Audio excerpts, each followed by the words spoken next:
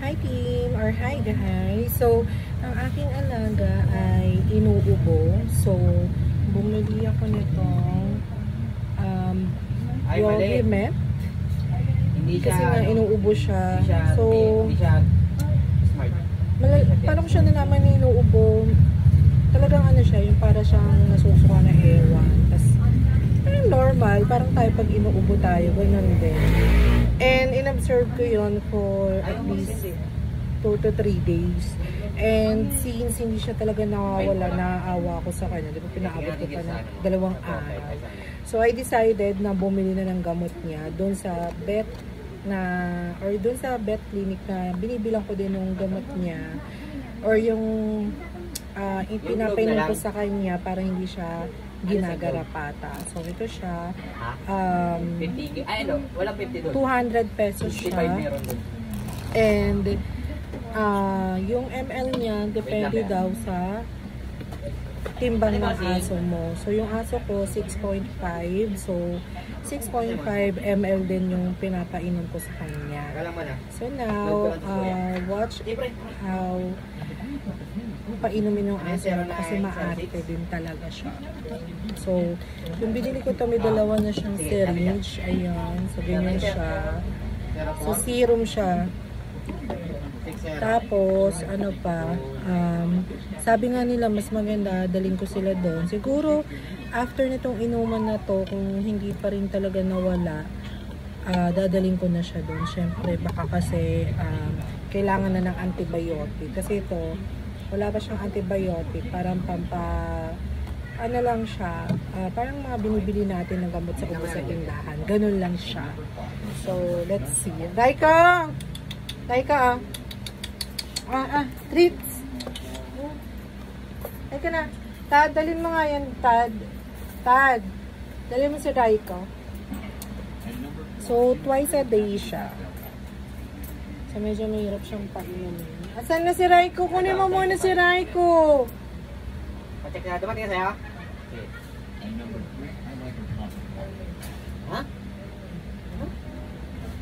Ha? Siya po. Clear me. Alam mo ano? So, ito ang aking alaga. Ayan. Ilan mo?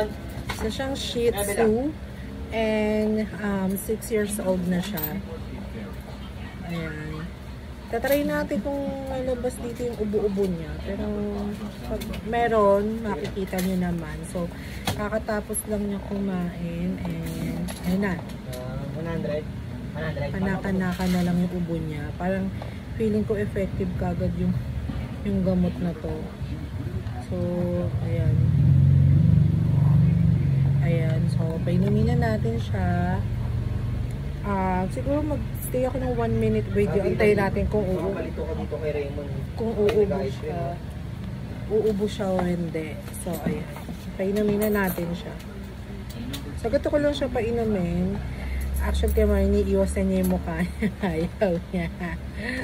Diba? Arte. Matanda na kasi ito eh. Alam mo ba, alam nyo guys, ayan, kaya naririnig nyo? Ayan. Ayan na siya. Ayan.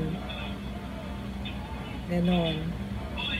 Hindi na siya ganun kalala. Dito nung mga nakaraang araw or kahapon, ang tagal niya talaga inuubo. Inaawa ko sa kanya.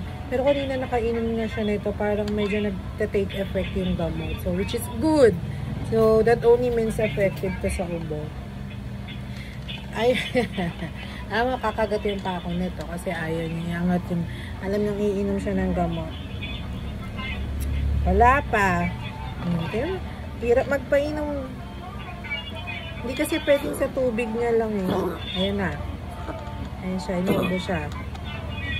Papakinggan niya. Ayan.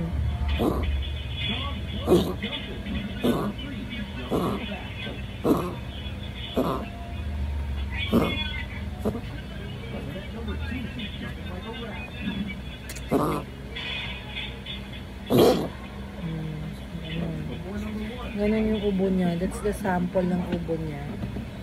Okay, so again, tatry ko muna to. Kung hindi siya mawawala, babalik ko talaga siya sa doktor para ma-resetahan siya ng antibiotic.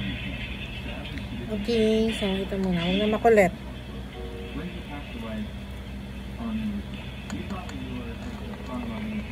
Kailangan talaga mabilis. Ay, ayaw niya. Tumipilit siya, tumatakas. Isa. Ay, nako. Dalawang syringe pa naman po. Kailangan mabilis kasi dalawa siya. So, syempre kailangan tama yung papainom natin para mag-take effect yung gamot, diba? Kasi kung isang syringe lang. Again, ang sukat niya, kung ilang pangalitin bang niya, inabo na naman. Ehem. Ehem. Ehem.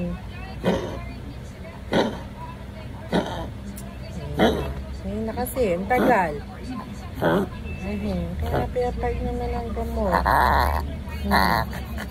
At reverse ano na.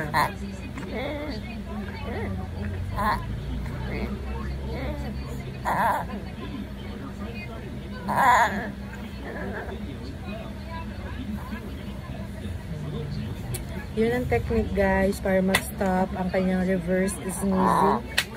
Yan. Kailangan takpan ng isang ilong. Press nyo siya for how many seconds. And then release.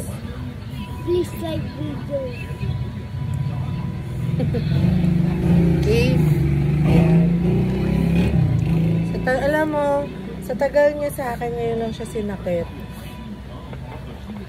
Piling ko nahawa lang siya dun sa pusa sa labas sa Subscribe and like and subscribe. Like and subscribe. Isa. Tingnan mo, makulit na. Matagal. Okay. Ayaw niya buka yung bibig niya. Tung saho ta ta ta. Now, can you click this one? The white one. This one lang once lang. Okay na. Pindot mo lang isa. Okay na yun.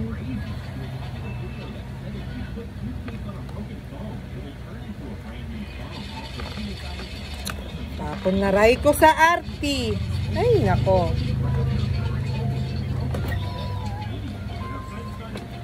Kailangan talaga mabilis.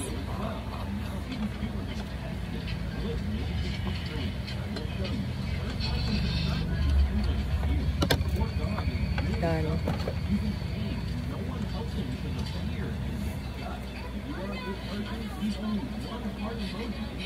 Done na. Arte-arte. Para naman sa iyan. Ay, nako. So, ito siya. Bromivet. Ayan. So, ayan. 1 ml per kilo body weight. Twice daily for 7 days. So, sa 7 days siya. So, ilang ml ba itong And gamot share! nito? And 60 comment with ml. the pen. So, kung 6 siya, Keep it at twice, so 12 times 7. So, kukulangin tong isang bottle na to. So, kailangan 7 days siyang iinom. But since 6.5 siya, so, lalagpas siya ng 60 ml mahigit. So, ayun lang guys. I'll give you an update kung gumaling ba siya sa gamot na to or dinala ko na siya ng doktor diretso. Okay? So, by the way, this is the day 1 na pinainom ko siya. And, narinig nyo naman yung ubo niya, yung reverse sneezing niya. So, pag nag-reverse sneezing siya, pindutin nyo lang isang butas ng ilong niya, like for 5 to 10 seconds, and then release. Doon nag-i-stop yung reverse sneezing nila. Okay? So, that's it lang guys. I'll keep you updated. So, thank you. Bye.